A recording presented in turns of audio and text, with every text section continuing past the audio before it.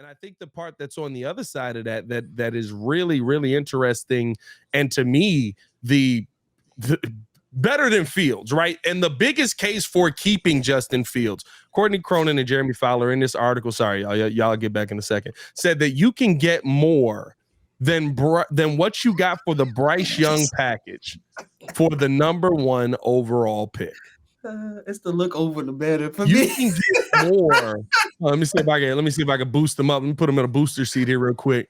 Nope, didn't work. You can get more than the number 1 overall pick for trading away, or than what you got last year for trading away Bryce Young. And this is why I said because of this is why I said Ryan Poles won on Sunday and pulled off the ultimate fleece, because not only did you secure the number 1 overall pick, everybody in the world now knows that you can draft. Tyreek Stevenson had 2 interceptions. Javon Dexter had a sack and a half. Kyler Gordon came away with a interception himself. Jalen Johnson ends up getting hurt. Terrell Smith steps in. Terrell Smith was your 5th rounder this year. He looks like he can be a starting DB in this NFL and has had time in the NFL starting this season when Tyreek Stevenson ended up going down. Jaquan Brisker, we know what he is. J-Mac calls him Dove Brisker because you can use him everywhere and anywhere. I think that there's so many pieces that Ryan Poles. Darnell Wright looks like an absolute stud on the right side. I mean, listen, at the end of the Nate Davis is the free agent sign is got to be a little scared. Nate Davis, he gets $11 million.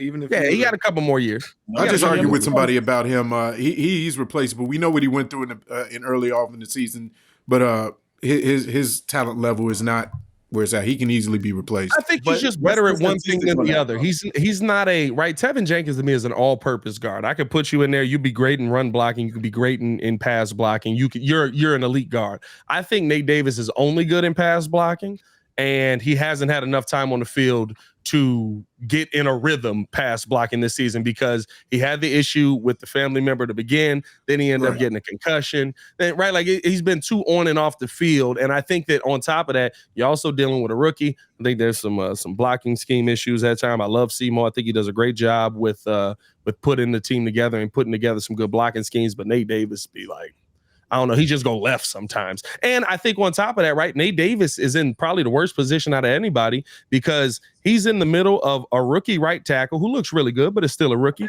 and a center that can't figure out if he's supposed to be blocking, snapping, or doing both at the same time.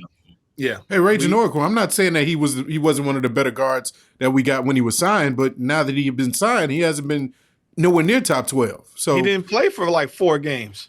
Yeah. Well, listen, I'm sorry. I'm willing to no. I'm just saying I'm willing to he needed the production. He should have had the production. He hasn't been good this year. I'm willing to say he's having a bad year.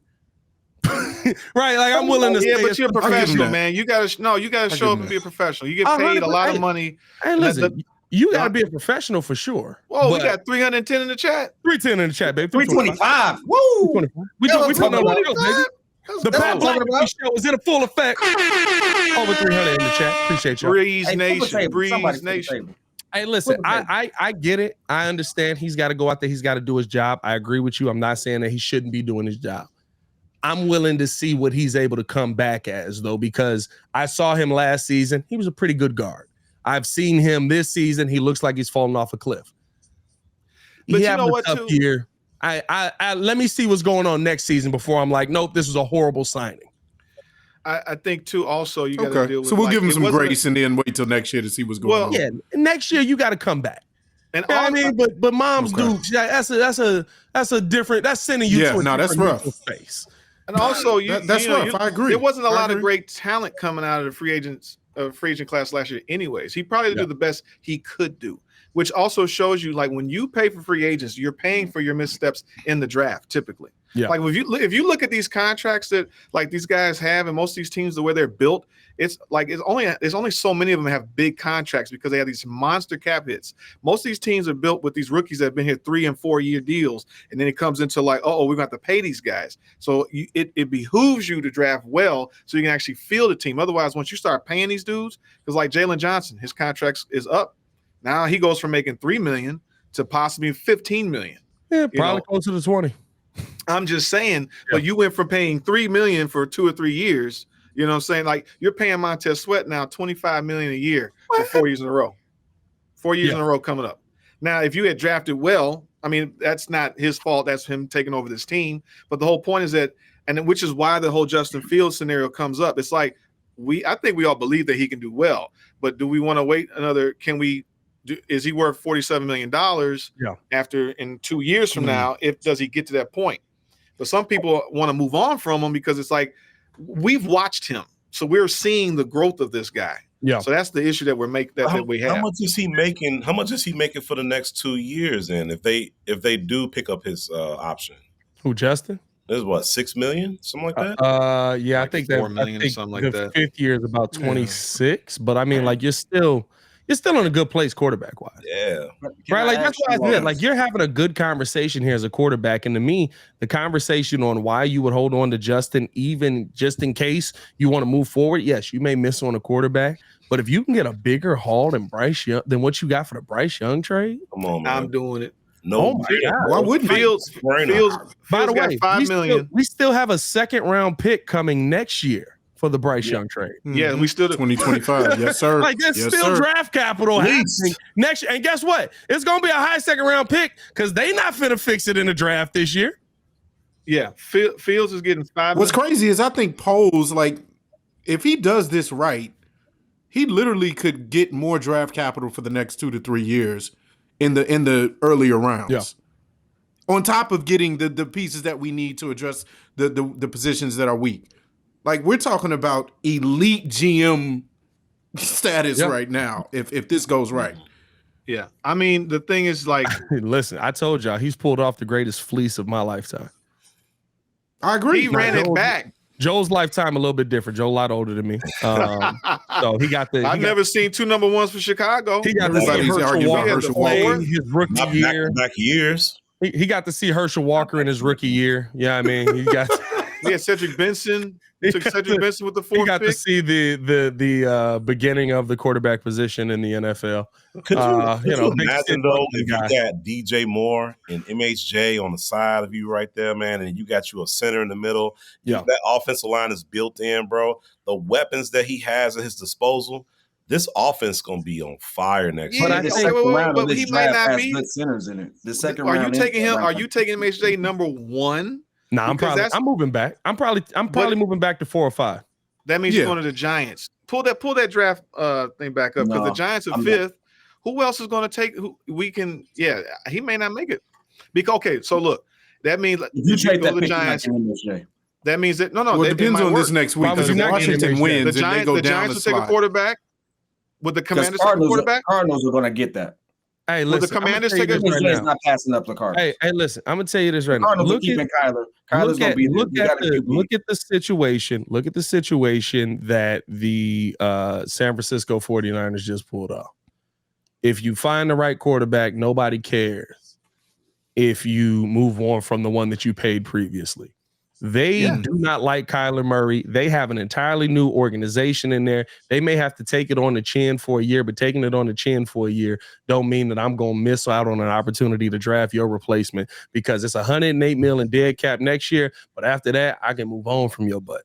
So you're saying there's 4 quarter. You're talking about Williams, Drake May, Penix, Jaden Daniels. Penix might have made his draft. And Jaden Daniels, and maybe Bo Nix. Penix, if he wins this, then yeah. So pull that back up again. Is the Patriots taking a quarterback? Are the Commanders taking a quarterback? Absolutely.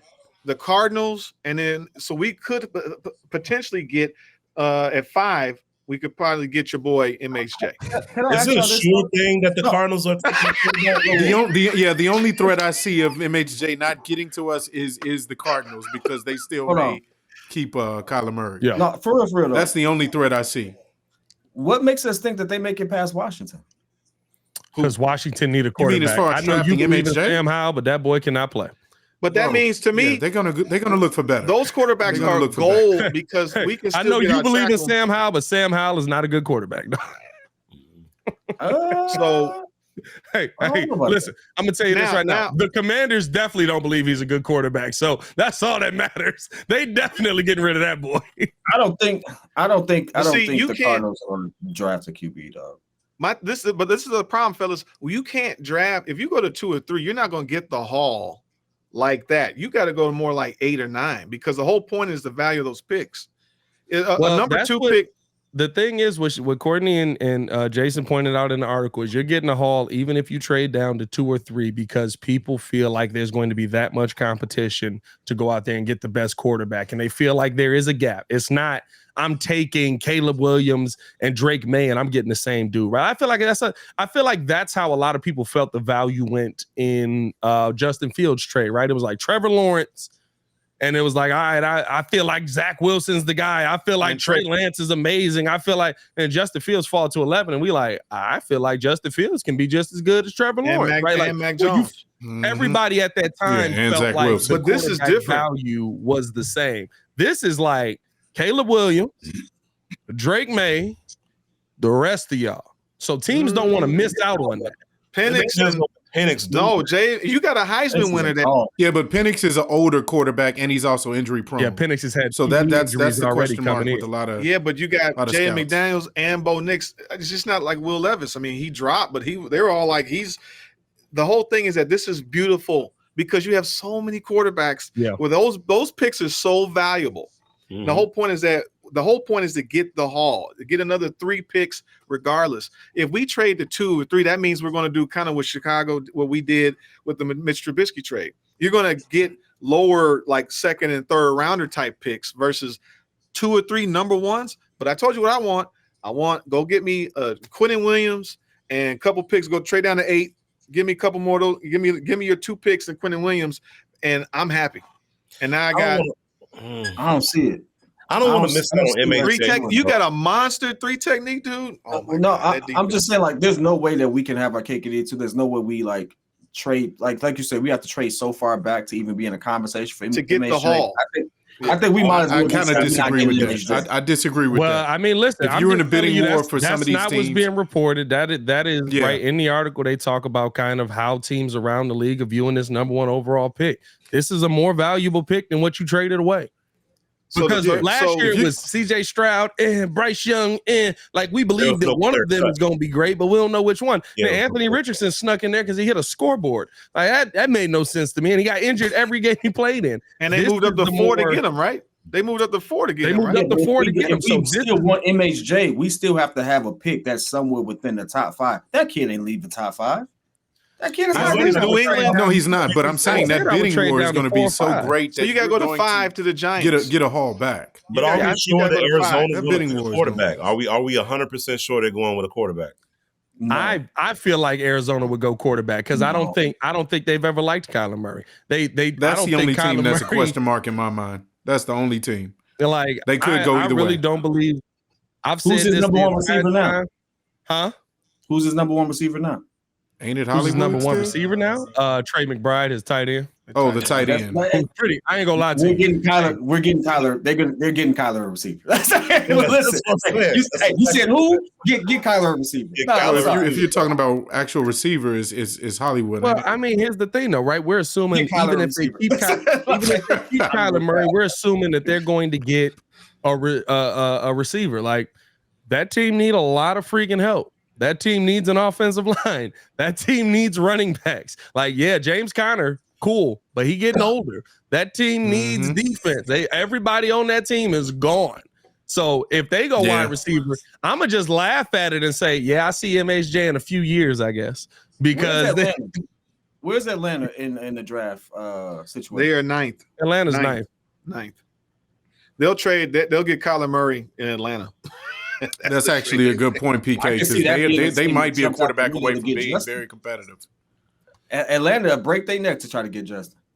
Would you trade Justin or that number 1 pick? Fan base want him. Atlanta will break their neck. That's probably the team that you're looking at. Honestly, that's probably the team that you're looking at to move Justin, because they would end up giving you the most. And I think again, like I've said, there's so many situations here. You know, the one situation that I think that no Bears fan is talking about, because it's got to be we in hot take area. It can only be one or the other. But we got to think about where our GM comes from. What if the Bears trade back, stay in the top 10, right? Get 9 and 10 back to back, and they still take a quarterback? No one said. What do you do? What do you do then? Do you trade away Justin Fields? Maybe not, because now, you got a top 10 quarterback, but it's a lot more easy to sit there and say, yeah, we're gonna let this dude do what I've done in previous situations, because our GM comes from Kansas City, where Pat Mahomes was sitting behind Alex Smith. Now, very different, 24 versus 35, right? Very different situation. But as you move further down the draft, it becomes a lot more palpable to say he's going to sit behind him. When Justin Fields was taking 11 and Andy Dalton was still starting, we was like, well, let's give him a chance to learn. We don't want him behind this offensive line anyway. And it just got to a point where it was like, Andy Dalton gonna die. Like, Andy Dalton actually did die. That's actually what happened. We didn't have he died, and Justin ended up getting put out there. That's literally what happened.